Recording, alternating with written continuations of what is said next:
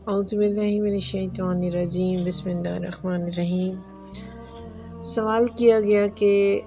جب ذکر اذکار کیے جاتے ہیں تو بعض لوگ کہتے ہیں کہ ذکر کو اس طرح سے کیا جائے کہ وہ آپ کے اندر اتر جائے، اور صرف زبانی یا منہ کے اندر کلیاں کرنے کا کوئی فائدہ نہیں ہے۔ تو اس نے یہ سوال کیا کہ یہ بتائیے کہ یہ جو کلیاں کی جاتی ہیں یا ذکر کو صرف زبانی ہی پڑھا جاتا ہے، زبان سے ادا کیے جاتے ہیں الفاظ، تو وہ کون سا ایسا طریقہ ہے کہ جب آپ کہتے ہیں کہ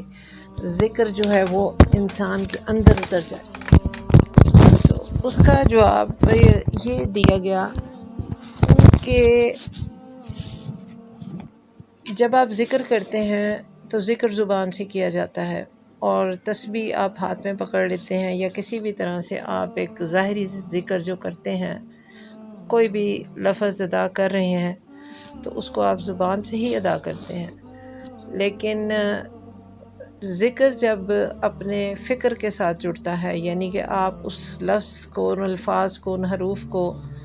پوری طرح سے سمجھ کر ادا کر کے جب اپنے اندر اتارتے ہیں تو وہ پھر آپ کے اوپر اثرات بھی چھوڑتا ہے۔ تو وہ صرف زبانی کلیاں نہیں ہوتی، بلکہ وہ اسی طرح سے آپ کے روح کی پیاس کو بجھاتا ہے، جیسے کہ آپ نے پانی پی لیا ہو اور آپ کے اندر کی پیاس یا تپش جو ہے وہ ختم ہو جائے۔ ذکر کون سا کرنا چاہیے، کیسے کرنا چاہیے، یہ ایک الگ بات ہے، لیکن جو بات بتانے کی ہے وہ یہی ہے کہ اسی چیز کو ڈیٹیل میں سمجھانے کی بات ایک مثال سے دی جاتی ہے کہ دیکھیں جس طرح سے آپ لا الہ الا اللہ کا ورد کرتے ہیں، ٹھیک ہے، آپ کلمہ شریف کا ورد کرتے ہیں۔ اب جتنے بھی لوگ ہیں کلمہ تو سبھی پڑھتے ہیں، لیکن کوئی شخص اگر اس کے لیے کہ وہ کلمہ پڑھتا ہے لا الہ الا اللہ، اگر وہ آنکھیں بند کر کے ایک ہی روٹین میں اپنی تسبیح کری جا رہا ہے، لیکن اس کلمے کی ڈیفینیٹلی اس کی جو خاصیت ہے، یعنی کہ جو اس کی ورتھ ہے، وہ تو اس سے انکار نہیں کیا جا سکتا۔ آپ کو ثواب بھی بے حساب ملے گا، اور آپ کو اس کے بدلے جو ہے وہ آپ پڑھ رہے ہیں جس طریقے سے آپ کو اللہ کی بارگاہ تک مقبولیت بھی مل جائے گی، لیکن اس کا شعور آپ کو نہیں ہوگا، آپ کو خود احساس نہیں ہوگا کہ آپ کدھر جا رہے ہیں، آپ کیا کر رہے ہیں۔ اور اس کے لیے ضروری یہ ہوتا ہے کہ آپ کو ان الفاظ، ان حروف کی ساتھ ایک اٹیچمنٹ اور ایک ایسوسیشن بنے، اور آپ اس کو سوچ کر پڑھیں، اس کو سمجھ کر پڑھیں کہ آپ کیا پڑھ رہے ہیں۔ مثلاً کہ جب آپ کہتے ہیں لا الہ الا اللہ، لا کا مطلب یہ ہے کہ نہیں کوئی معبود اللہ کے سوا۔ تو جب ہم اس توجہ کے ساتھ پڑھ رہے ہیں، آنکھیں ہماری بند ہیں، اور ہم نے اس کے اندر لا الہ، کوئی معبود نہیں ہے، اب اس پروسیس سے گزرنے کے لیے کہ جب میرا روح، میری ذہن، میرا سوچ، میری فکر اس چیز سے گزرتی ہے کہ نہیں کوئی معبود، کون سی چیز معبود نہیں ہے، میں کس چیز کو رد کروں، جب ہم اس سوچ میں اندر اس کے اترتے ہیں، اس سمندر میں اترتے ہیں فکر کے، سوچ کے، تو پھر ہمارے اندر وہ اثرات اب اس کلام کے، اس ذکر کے پیدا ہونے شروع ہو جاتے ہیں، اور وہ کلام ہمارے صرف زبان تک محدود نہیں رہتا، وہ اتر کر ہمارے اندر وجود میں، ہماری روح میں، ہمارے سوچ میں، فکر میں، ہر جگہ پھیل جاتا ہے۔ تو اس میں جب جیسے حضرت ابراہیم علیہ السلام نے اللہ کی تلاش میں سب سے پہلے جب سورج کو دیکھا تو یہ سوال ان کے ذہن میں آیا کہ کیا یہ میرا رب ہے؟ لیکن کچھ عرصے دیر بعد جب سورج ڈوب گیا شام کو، تو انہوں نے کہا نہیں، یہ میرا رب نہیں ہو سکتا۔ اسی طرح سے جب انہوں نے چاند کو دیکھا تو انہوں نے سوچا کہ کیا یہ میرا رب ہے؟ لیکن جب چاند بھی غائب ہو گیا کچھ دن میں، تو انہوں نے کہا کہ نہیں، یہ میرا رب نہیں ہو سکتا۔ تو جب ہم زبان سے لا الہ الا اللہ پڑھتے ہیں کہ نہیں کوئی معبود اللہ کے سوا،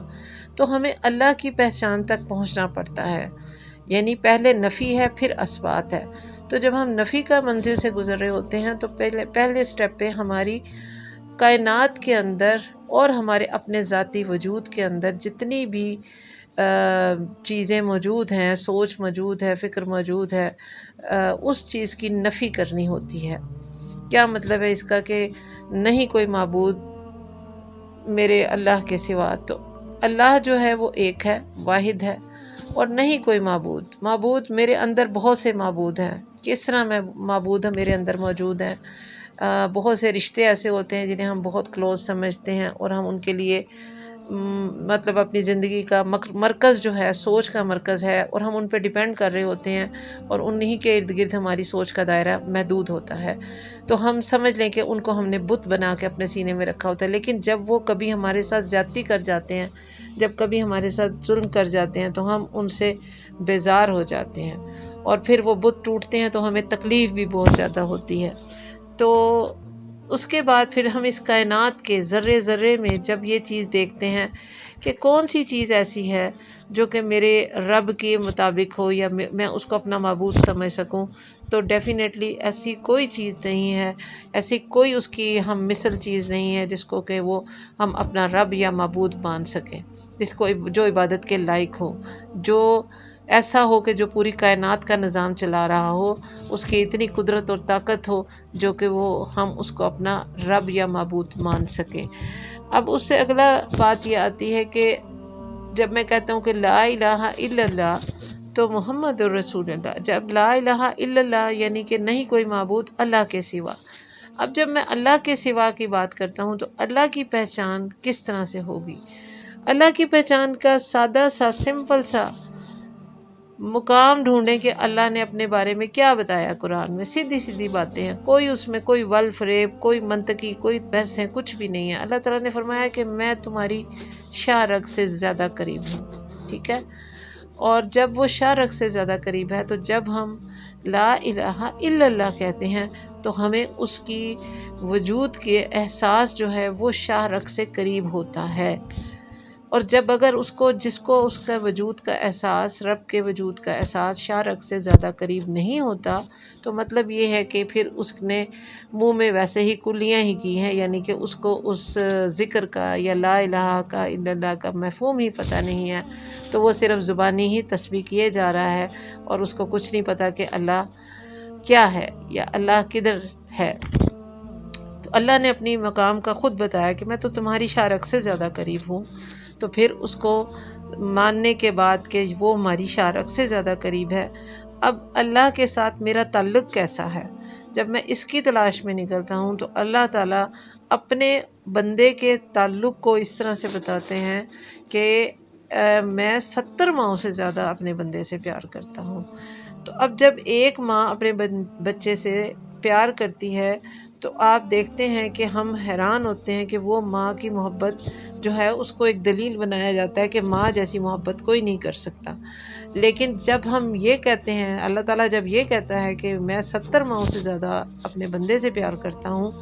تو کیا ایک بندہ یہ سوچ سکتا ہے کہ کیسے وہ رب میرے سے پیار کرتا ہے؟ اب یہ نقطہ جب سمجھ میں آتا ہے تو ہمیں واقعتاً اپنے رب کی ربوبیت، اس کی ممتا، اس کی محبت، اس کی شفقت، اس کی ہر چیز کا احساس ہوتا ہے۔ اب یہی چیز سمجھانے کی کوشش کی جا رہی ہے کہ جب صرف زبانی ذکر کیا جاتا ہے تو صرف ہم اس کو تسبیح کو رولتے رہتے ہیں اور زبانی اس الفاظ کو پڑھتے رہتے ہیں اور اس سے کچھ حاصل نہیں ہوتا۔ لیکن جب ہم اس سوچ کے ساتھ جب ڈوبتے ہیں اس سوچ کے اندر کہ وہ رب جس نے کہا کہ لا الہ الا اللہ، تو وہ اللہ ہے کہاں؟ وہ میری شاہ رگ کے قریب ہے۔ جب شاہ رگ اس قدر ایسی ہے کہ جو شاہ رگ کٹ جاتی ہے تو بندہ ختم ہو جاتا ہے، اور شاہ رگ جو ہے اس میں آپ کی شاہ رگ موجود ہے تو سمجھیں آپ زندہ ہیں، اور آپ کے وجود کا احساس بھی موجود ہے، اور آپ کی سانس کا تعلق بھی وہیں سے ادھر، آپ کی سانس کی نالیاں بھی وہاں سے گزر رہی ہیں، اور آپ بریتھ لے رہے ہیں، سانس لے رہے ہیں، جی رہے ہیں۔ تو اللہ تعالیٰ کے ساتھ جو تعلق ہے وہ ممتا کا، شفقت کا، پیار کا ہے۔ تو رب کریم بہت کریم ہے، آپ سے 70 ماؤں سے زیادہ پیار کرتا ہے، تو آپ کو وہ نعمتیں عطا کرتا ہے، اس غیب سے آپ کی مدد کرتا ہے کہ آپ کو اس کو پہچاننے کے لیے آپ کو اپنی اندر ڈوبنا پڑتا ہے، اپنے آپ کو پہچاننا پڑتا ہے۔ جب وہ کہتا ہے کہ جس نے اپنے نفس کو پہچانا اس نے اپنے رب کو پہچانا، تو سمجھ لیں کہ آپ پہلے اپنے آپ کو پہچانیں گے کہ میرے اندر کہاں میرا رب موجود ہے۔ میرے اندر اس نے جب اپنی مثال ہی یہاں سے دی ہے کہ میں تیری شاہ رگ سے زیادہ قریب ہوں، اور میں تمہاری دعائیں سنتا ہوں، اور میں تمہارے جو ہے تمہارا دل جو ہے یا تمہاری جو دھڑکنیں ہیں، تمہاری سانسیں جو ہیں، میں اس کے اندر تمہارے اندر تمہاری وجود میں موجود ہوں، تو ہم کس طرح اس کے وجود سے انکار کر سکتے ہیں؟ تو اب جب اللہ کے تصور کا جب ہم اس کا اثبات کی طرف جاتے ہیں یا اللہ کی پہچان کے سفر میں جاتے ہیں، یعنی لا الہ الا اللہ، پوری کائنات کے اندر ہر چیز، ہر شے اور میرے اپنے وجود کے اندر ہر رشتہ، ہر تعلق اور ہر محبت کا انکار کے بعد جب میں اپنے رب کے ساتھ تعلق قائم کرتا ہوں یا میں اس کو پہچان کے سفر میں جاتا ہوں، تو میرا رب مجھے اپنے ہی وجود میں، میری ہی روح کے اندر وہ منور کرتا ہوا نظر آتا ہے۔ اب جب میں نے لا الہ الا اللہ کہا تو وہ جو اللہ تھا وہ اس کے ایک جنریٹ ہوتا ہے نور، جہاں پر اللہ کا ذکر کیا جاتا ہے اور فکر کے ساتھ کیا جاتا ہے تو پھر وہاں پر نور جنریٹ ہونا شروع ہو جاتا ہے۔ اب جب نور جنریٹ ہو رہا ہوتا ہے تو بلیو کر لیں کہ وہ آپ کے باطن کی پوری مشینری کے اندر نور کو پھیلاتا چلا جاتا ہے، اور جو وہ پھیلتا چلا جاتا ہے تو آپ کے اندر اپنی وجود کی، اپنی روح کی پہچان پیدا ہونا شروع ہو جاتی ہے، کیونکہ اللہ کہتا ہے اپنی پہچان کے لیے کہ اللہ نور السماوات والارض، کہ اللہ زمینوں اور آسمانوں کا نور ہے۔ تو جب آپ اس کے نور کے ساتھ جڑتے ہیں تو آپ کے اوپر اس کی تجلیات کا، انوار کا نزول شروع ہو جاتا ہے، آپ پر اس کی ایک جو قرب میں بیٹھ کر جو اس کے قرب و وصال کے لمحات ہوتے ہیں وہ آپ کو نصیب ہو جاتے ہیں، آپ پر اس کی رحمتیں اور برکتیں نازل ہونا شروع ہو جاتی ہیں۔ یہ بات کہ جو زبان سے لا الہ الا اللہ کہتے ہیں، اور